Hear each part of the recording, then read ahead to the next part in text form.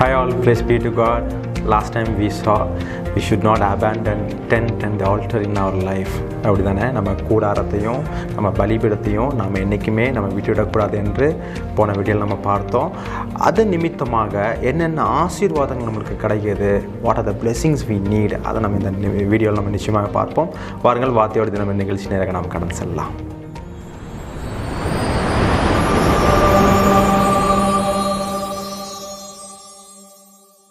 2 கொரிந்தியர் 5ஆம் அதிகாரம் 1ஆம் வசனம்.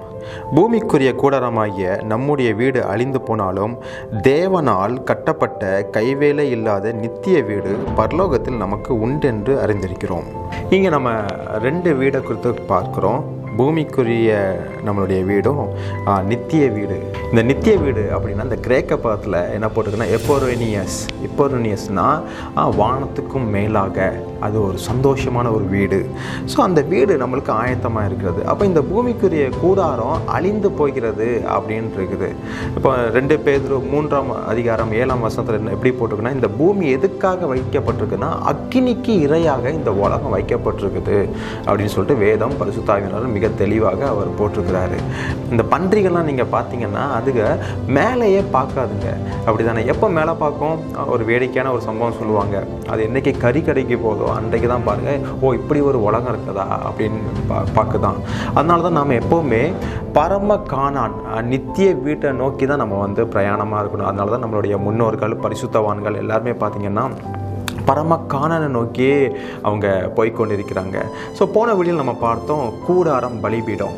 ஆபிரகாம் தன்னுடைய வாழ்க்கையில் கூடாரத்தையும் பலிபீடத்தையும் அவர் அபேண்டன் பண்ணதே இல்லை. எங்கெல்லாம் அவர் இதை வேண்டான்னு சொல்லி ஒதுக்கி வச்சாரோ அங்கெல்லாம் பிரச்சனை வருகிறது. எங்கெல்லாம் இதை ஆதரித்தாரோ அங்கெல்லாம் அவருக்கு வாழ்க்கையில் ஒரு நன்மைகள் தான், பல நன்மைகள் தேவன் கட்டளையிட்டார். அப்போ கூடாரம் எதை குறிக்கிறது? நான் இந்த உலகத்துக்குரியவன் கிடையாது, நான் பரலோகத்துக்குரியவன். I'm just a nomadic life in this world. I'm a stranger. நான் ஒரு foreigner. I'm just a visitor அப்படின்னு தான் இந்த கூடாரம் அந்த குறிக்கிறது. அப்போ பலிபீடம் எதை குறிக்கிறது? பலிபீடம் தேவனை ஆராதிக்கிறது, தேவனோட உள்ள உறவு, அது பலிபீடத்தை குறிக்கிறது. எபிரேயர் 11ஆம் அதிகாரம் 16ஆம் வசனம். அதையல்ல, அதிலும் மேன்மையான பரம தேசத்தையே விரும்பினார்கள். ஆகையால் தேவன் அவர்களுடைய தேவன் என்னப்பட வெட்கப்படுகிறதில்லை, அவர்களுக்கு ஒரு நகரத்தை ஆயத்தம் பண்ணினாரே. பரலோகத்தில் நம்மளுக்கு ஒரு பெரிய நகரம், பெரிய சிட்டி, டவுன் எல்லாம் பரலோகத்தில் நம்மளுக்கு இருக்குதுன்னு சொல்லி வேதம் மிக தெளிவாக சொல்கிறது. அப்போ அது ஒரு உன்னதமான இடம். அதனால தானே இந்த எபிரேயர் 11 எல்லா விசுவாச வீரர்கள் தன்னுடைய இந்த தேசத்துக்காக உழைக்காமல் பரம காணனை நோக்கியே தான் அவங்க போய்கிட்டு இருக்காங்க. அப்படின்னா பிரதர், அப்போ நம்ம இந்த உலகத்தில் நம்ம வாழக்கூடாதா?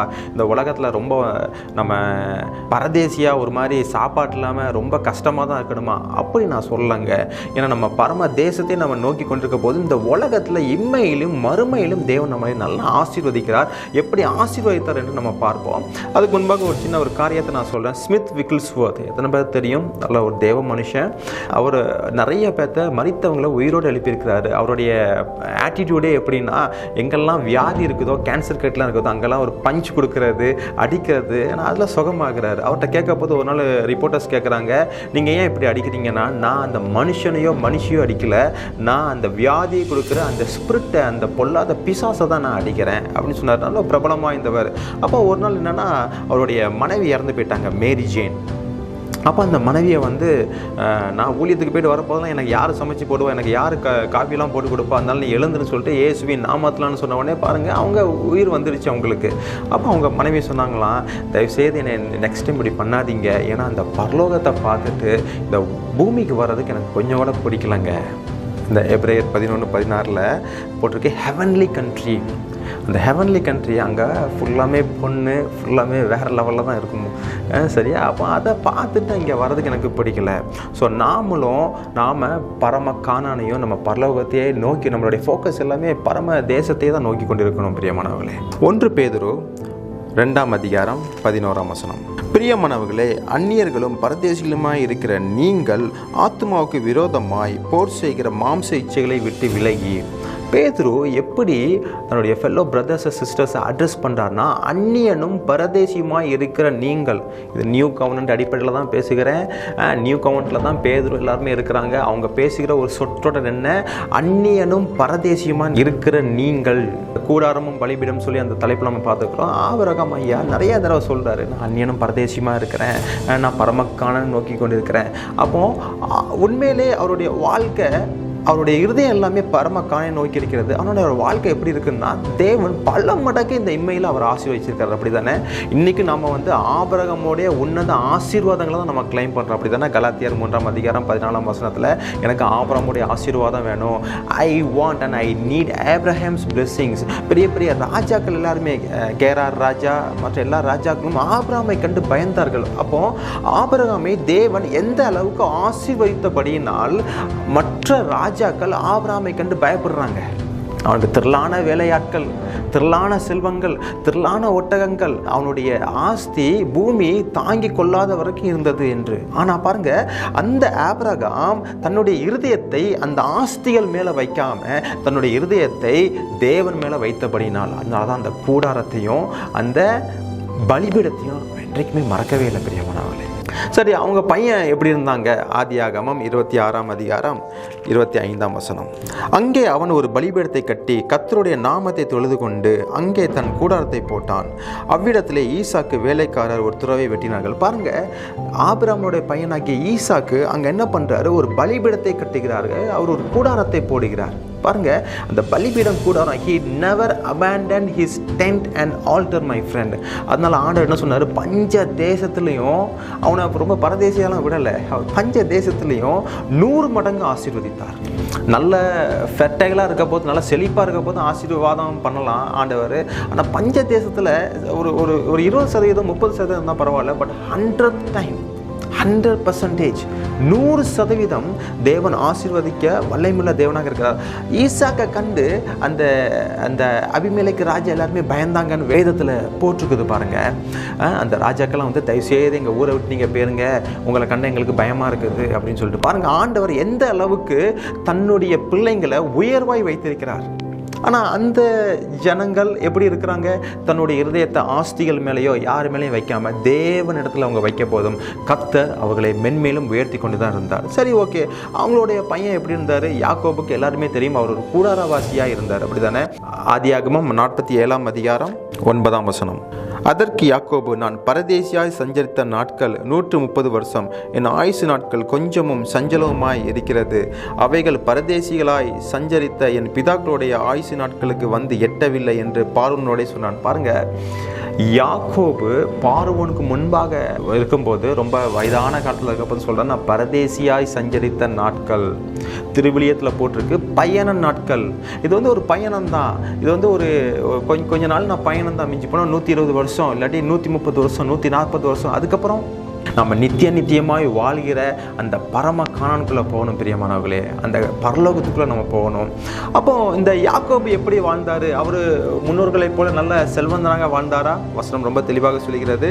ஆதியாகமம் 49:26. இந்த யோசேப்பை யாக்கோபு ஆசீர்வதிக்க போது எப்படி சொல்றாரு பாருங்க, உன் தகப்பனுடைய ஆசீர்வாதங்கள். யோசேப்பை குறித்து பேசுகிறாரு. உன் தகப்பன்னா யார்? யாக்கோபு. உன் தகப்பனுடைய ஆசீர்வாதங்கள் என் பிதாக்களுடைய ஆசீர்வாதங்களுக்கு மேற்பட்டதா இருந்தது. யோசேப்பு, உன் தகப்பனாகிய யாக்கோபனுடைய ஆசீர்வாதம் என்னுடைய பிதாக்கள் இருக்கிறாங்களா, ஆபிரகாம் ஈசாக்குனுடைய ஆசீர்வாதங்களை காட்டிலும் ரொம்ப பெரிய ஆசீர்வாதம் மேற்பட்டதா இருந்தது. பாருங்க, என்றைக்குமே நம்ம இந்த பொருள் ஆசைக்கு நம்ம ரொம்ப எச்சரிக்கையாக இருக்கணும் பிரியமானவர்களே. இந்த உலகத்துடைய காரியத்துக்கு நம்ம ரொம்ப எச்சரிக்கையாக இருக்கணும். we should not be covetous. நாம் எதையுமே இச்சிக்கக்கூடாது. இந்த உலகத்துக்குரிய காரியங்களை இச்சிக்கக்கூடாது. இச்சிக்காத போது என்ன நடக்குது? ஆண்டவர் நம்மளை மென்மேலும் ஆசீர்வாதம் கொடுக்குறாரு. அவருடைய ஆசீர்வாதம் உள்ள காரம் யாக்கோபை ஆபிரகாமை காட்டிலும் ஈசாக்கை காட்டிலும் உயர்ந்த இடத்துல தான் வைத்திருக்கிறது. சரி, ஓகே, இன்னொரு ராஜாவை நம்ம பார்ப்போமே, அவர் எப்படி சொல்கிறார் என்று. சங்கீதம் 39:12. கர்த்தாவே, என் ஜெபத்தை கேட்டு என் கூப்பிடுதலுக்கு செவி கொடும். என் கண்ணீருக்கு மௌனமாக இராதையும். என் பிதாக்கள் எல்லாரையும் போல நானும் உமக்கு முன்பாக அந்நியனும் பரதேசியுமாய் இருக்கிறேன். என் பிதாக்களைப் போல, என் தகப்பன், என் தாத்தா எல்லாரையும் போல நானும் உங்களுக்கு முன்பாக அந்நியனும் பரதேசியுமாய் இருக்கிறேன். பாருங்கள், அவங்களுடைய இருதயம் எல்லாமே இந்த உலகத்துக்குரியதே வாழலை. இன்றைக்கி நம்ம எப்படி வாழ்கிறோம்? இன்றைக்கி ஏன் தேவன் நம்மளை ஆசீர்வதிக்க முடியல? ஏனென்றால் we abandon tent and altar. ஏனென்றால் நாம் கூடாரத்தையும் நாம் இந்த பலிபீடத்தையும் நாம் மறக்கிறோம் பிரியமானவர்களே.